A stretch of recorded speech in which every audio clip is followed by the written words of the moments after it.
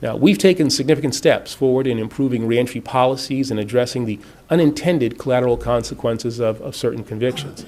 Yet, formerly incarcerated people continue to face significant obstacles.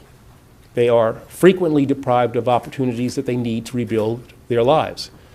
And in far too many places, their rights, including the single most basic right of American citizenship, the right to vote, are either abridged or denied.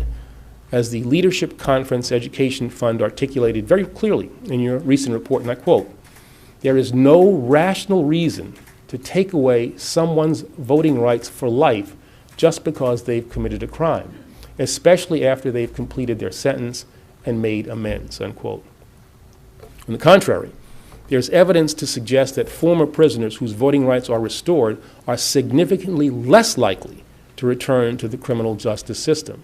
Now, as your report further notes, it's very interesting. A study recently conducted by a parole commission in Florida found that while the overall 3-year recidivism rate stood at roughly 33%, the rate among those who were reenfranchised after they'd served their time was just a third of that same rate. Now, unfortunately, the reenfranchisement policy that contributed to this really stunning result has been inexplicably, and I think unwisely, rolled back since that study was completed. And in other states, officials have raised hurdles to be faced by those with past convictions seeking to regain their access to the ballot box. And that's why I believe that today, starting here, starting now, it is time for criminal justice leaders to come together to address this issue. It is time to fundamentally reconsider laws that permanently disenfranchise people who are no longer under federal or state supervision. These restrictions are not only unnecessary and unjust, they are also counterproductive. By perpetuating the stigma and isolation imposed on formerly incarcerated individuals, these laws increase the likelihood that they will commit future crimes. They undermine the reentry process, and they defy the principles of accountability and rehabilitation that guide our criminal justice policies. And, however well-intentioned current advocates of felony disenfranchisement may be, the reality is that these measures are at best, profoundly outdated. At worst, these laws, with their disparate impact on minority communities, echo policies enacted during a deeply troubled period in America's past, a time of post-Civil War repression. And they have their roots in centuries-old conceptions of justice that were too often based on exclusion, animus, and fear. The history of felony disenfranchisement dates to a time when these policies were employed not to improve public safety, but purely as punitive measures intended to stigmatize, to shame, and to shut out a person who had been found guilty of a crime. Over the course of many decades, court by court, state by state, Americans broadly rejected the colonial-era notion that the commission of a crime should result in lifelong exclusion from society. After Reconstruction, many southern states enacted disenfranchisement schemes to specifically target African Americans and to diminish the electoral strength of newly freed populations. The resulting system of unequal enforcement and discriminatory application of the law led to a situation in 1890 where 90% of the southern prison population was black. And those swept up in this system too often had their rights rescinded, their dignity diminished, and the full measure of their citizenship revoked for the rest of their lives. They could not vote. In the years since, thanks to the hard work and the many sacrifices of millions throughout our history, we've outlawed legal discrimination. We've ended separate but equal and confronted the evils of slavery and segregation. And particularly during the last half century, we've brought about really historic advances in the cause of civil rights. And we've secured critical protections like the Civil Rights Act of 1964 and the Voting Rights Act of 1965.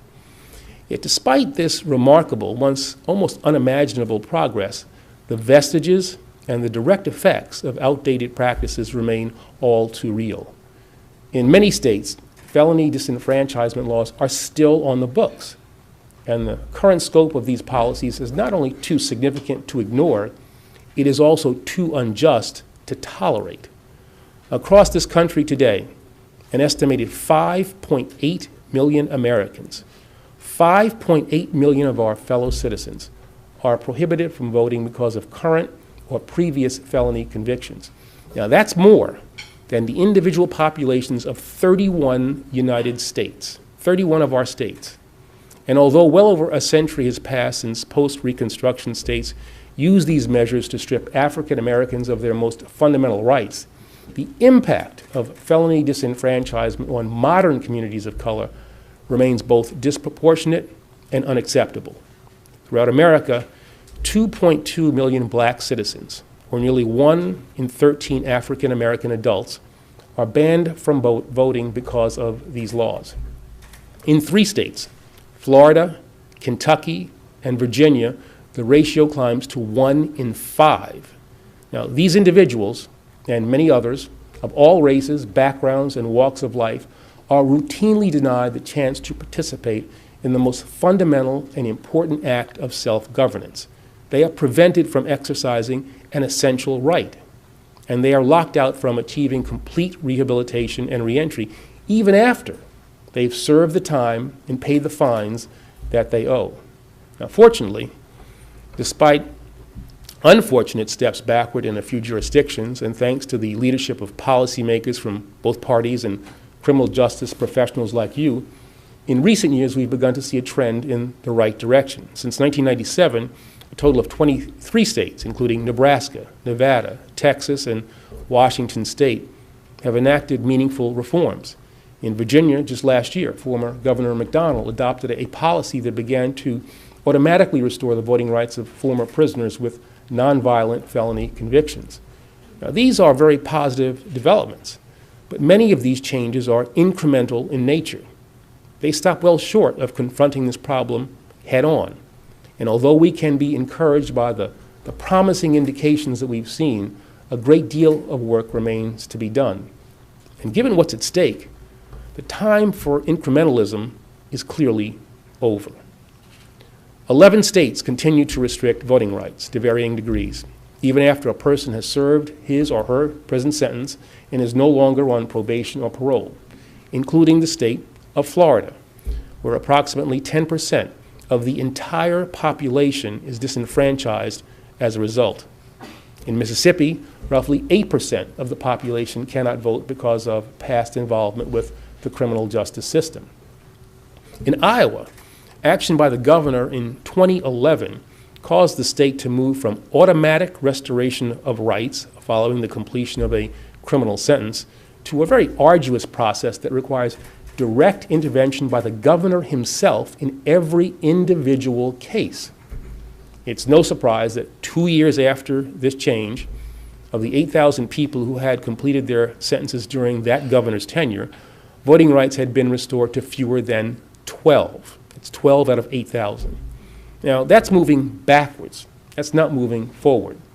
It is unwise, it is unjust, and it is not in keeping with our democratic values. These laws deserve to be not only reconsidered, but repealed. And so today, I call upon state leaders and other elected officials across this country to pass clear and consistent reforms to restore the voting rights of all who have served their terms in prison or jail, completed their parole or probation, and paid their fines. I